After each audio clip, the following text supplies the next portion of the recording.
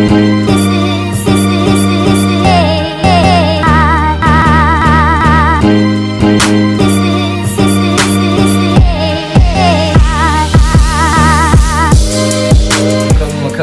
17 and I'm young and successful. Hi, I'm Exandra from Young and Successful, and today we're here with Kobe McCullough. How y'all doing? Alright, so starting off, who is your biggest inspiration? My biggest inspiration would probably have to be rappers like Nipsey Hussle and Jay-Z and P. Diddy. I always looked up to moguls and those who made something out of nothing, who came from similar backgrounds to me and was able to like build generational wealth. Do you think that is something you'll be able to do, like in the future, or you hope to do? Yes, of course. I follow the plan they laid out, and I think I'll be able to do similar things. All right. Question 2. What is one thing about your community that you seek to change? Probably the violence and the gang violence and everything we experience. So I got a lot of family members and a lot of little cousins and everything. I want them to be able to walk down the street and everything be safe in the neighborhood. Do you think that crime has increased over the years? It may have decreased, but I mean, it's still high, and it's still dangerous to stay in the neighborhood. So. And what neighborhood do you claim? Studewood or Independence Heights, but we call it Studewood. Okay. Question 3. What keeps you motivated? My family, of course. My mom struggling to pay bills and everything. That's a motivation off bat. So, my family for sure. Getting them to where they won't have to ever want or need anything anymore. They won't have to stress over a bill, nothing. So, my motivation for sure. Number 4. One thing that has impacted your life. It could be for the better or, worse. Probably when I seen my dad go to prison. So that was just something, that's something I knew I didn't want for myself, and that it's kind of like a life-changing experience. So I knew I didn't want that to happen. Is your relationship better with him or worse now that he is out of jail? A lot better, real close. Has he told you about his time in jail, or is that something that he doesn't like to discuss? Yeah, we discussed it. He told me stories about everything that goes down, and it's from the stories I know it's not a place I want to be. All right. One thing people assume about teenagers. About teenagers, assume that we're just reckless off bat.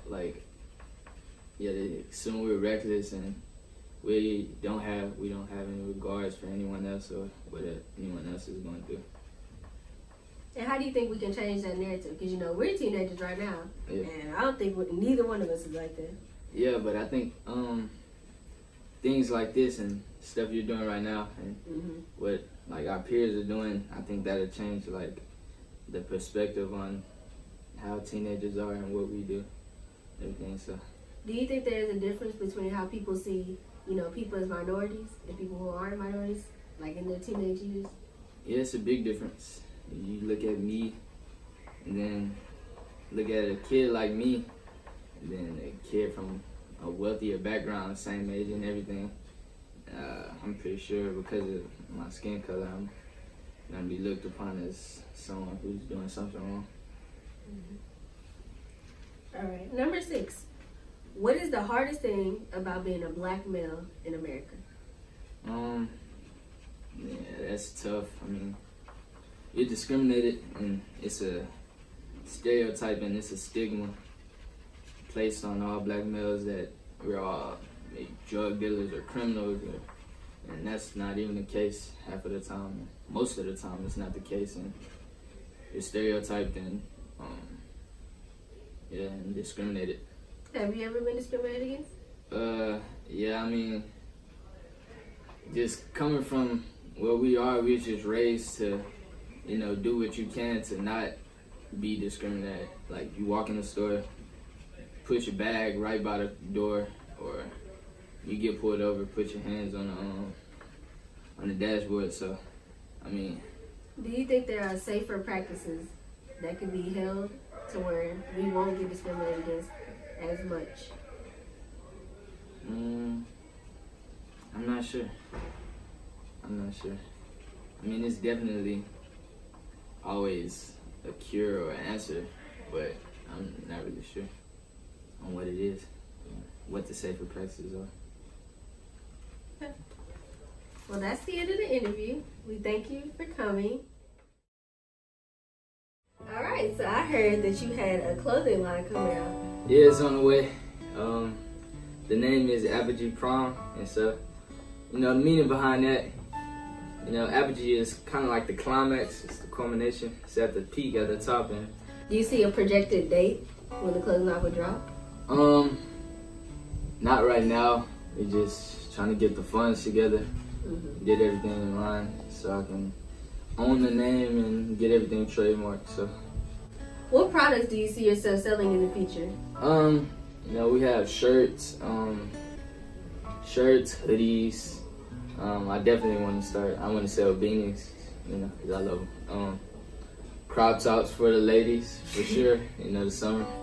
And just a lot of things a lot of people like. Okay. I most definitely see a partnership with Apogee Prime and Young Successful in the future. For sure. So you said you had a vision for the neighborhood. What exactly do you mean by that? In the future, I definitely want to open up different centers and different, activities and things for the kids in the neighborhood. And definitely want to buy property and land in the community in Studewood to be able to sell to minorities and people from the community, be able to sell and let them rent out homes and places. Okay, so we were thinking the same thing, because I do in the future want to buy land. Yeah. Because I do want to start building homes that are more affordable. Yeah, an affordable price. People out here. Okay, so you said that you want to give back to community, so you plan on being a philanthropist, which means like you give back what you give in to your community. Yes, a philanthropist and sort of an entrepreneur, and be able to, have different businesses and have different amounts of income coming in and be able to give back to the community. And what made you want to pursue your entrepreneurial dreams at 17? Looking at role models and moguls like Jay-Z and everything, they have like different amounts of income coming from all different types of places. So, I never wanted to have one source of income, and I want to have different amounts of money coming in from everywhere. So, because me and you, we bought the same. I started this, I'm 16, and I just want to have something that I could do. I never want to make money off the people that live in my community, but instead make money from the websites and like the shirts I sell. Yeah. That way I put it back into the community. Yeah. And hopefully if this goes, somewhere far, I have, other stuff that I can do. Yeah. If you like this video, press subscribe and click the notification bell on the side for more videos from Young and Successful. Thank you for watching. Be sure to check out our website featuring our news, events, and updates on everything Young and Successful.